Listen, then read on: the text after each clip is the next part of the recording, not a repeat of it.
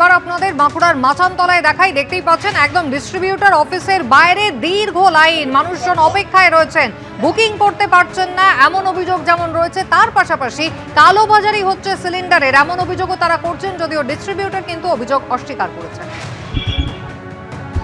বাঁকুড়া শহরের মাচানতলায় এই গ্যাস এজেন্সির যে অফিস রয়েছে, প্রায় হাজারের বেশি সকাল 7টা থেকে এই লাইনে রয়েছে। ইতিমধ্যে একটি নোটিশ জারি করেছে, তোমাকে দেখাবো। এই নোটিশটি গ্যাস এজেন্সির পক্ষ থেকে ইতিমধ্যে জারি করা হয়েছে, যে লেখা রয়েছে বুকিং এর মেসেজ এলে পর লাইনে দাঁড়ান। কিন্তু গতকাল থেকেই দেখা যাচ্ছে যে এই এজেন্সির অফিসের কাছে মানুষজন তারা লম্বা লাইন দিয়ে দাঁড়িয়ে রয়েছে। আজকেও ঠিক সকাল থেকে তারা দাঁড়িয়ে রয়েছে।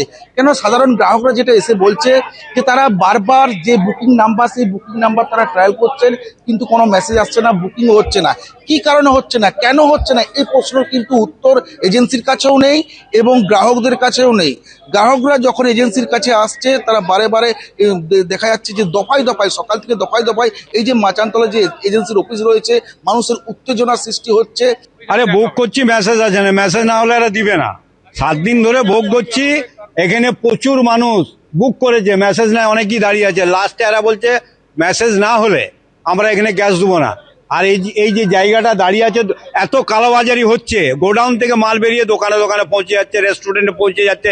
এইগুলো আগে বন্ধ হোক। 20টা দোকান এখানে খুচরা বিক্রি করছে, আর 1600, 1500, 2000 এইভাবে এরা এখানে বিক্রি করছে। বড় অভিযোগ করছে, কালোবাজারি অভিযোগ করছে ডিস্ট্রিবিউটরের বিরুদ্ধে। এইখানে যে লম্বা লাইন দিয়ে রয়েছে সাধারণ গ্রাহকরা, তারা গ্যাস পাচ্ছে না, কিন্তু শহরে এবং বাজারে কালোবাজারি চলছে, এমনই অভিযোগ করছে সাধারণ মানুষ। গ্যাস পাচ্ছে কেন বলছে মেসেজ আসবে, মেসেজ তো আসছে না, শুধু ডেট দিয়ে দিচ্ছে এত তারিখে গ্যাস পাওয়া যাবে মেসেজ, কিন্তু ইনারা বলছেন মেসেজ না হলে গ্যাস দেবো না, কিন্তু মেসেজ আসছে না, অনলাইনে বুক করাই যাচ্ছে না, মেসেজ তো দূরের কথা। কিন্তু এখানে একটা বিজ্ঞপ্তি জারি করা হয়েছে যে বুকিং হলে মেসেজ এলে আপনারা লাইন। হ্যাঁ, লাইন আমি দিন, আমি জানতে এসেছি, আমারও গ্যাস শেষ হয়ে গেছে, আর কালকে সারাদিন অনলাইনে বুকিং করেছি, কিন্তু বুকিং হয়নি। আপনি তো এজেন্সির কর্মী, সাধারণ গ্রাহকরা অভিযোগ করছে যে এখানে গ্যাস পাচ্ছে না, সাধারণ মানুষ হতাশ হয়ে বাড়ি ফিরছে, কিন্তু কালোবাজারি হচ্ছে বাজারে। কি বলবেন? না না, আমাদের এখানে হয়নি কিছু।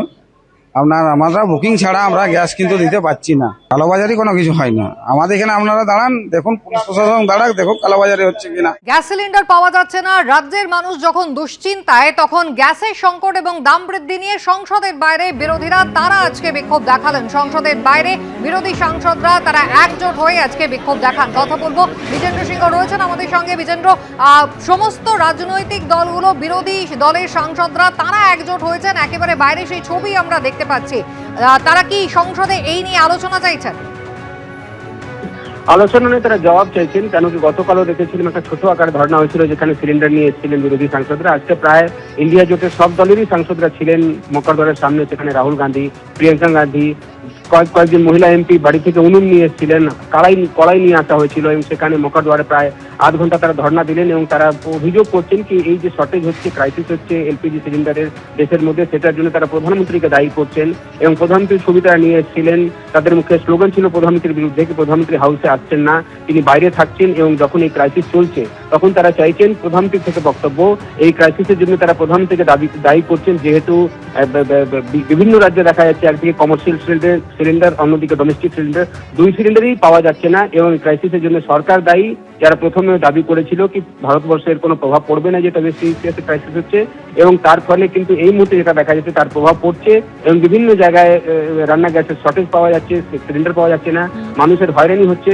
সে কথাও বিরোধী সাংসদরা বললেন। এখন সংসদে তারা গেছেন, তাদের অভিযোগ একটাই কি এটার জন্য সরকার দায়ী, এবং তারা জবাব চাইছেন সরকারের সংসদের মধ্যে। বিশেষ করে তারা প্রধানমন্ত্রীর মুখ থেকে শুনতে চাইছেন কি এই জ্বালানি গ্যাসের ক্রাইসিস কেন হয়েছে এবং সরকার কি করতে চলেছে। ধন্যবাদ।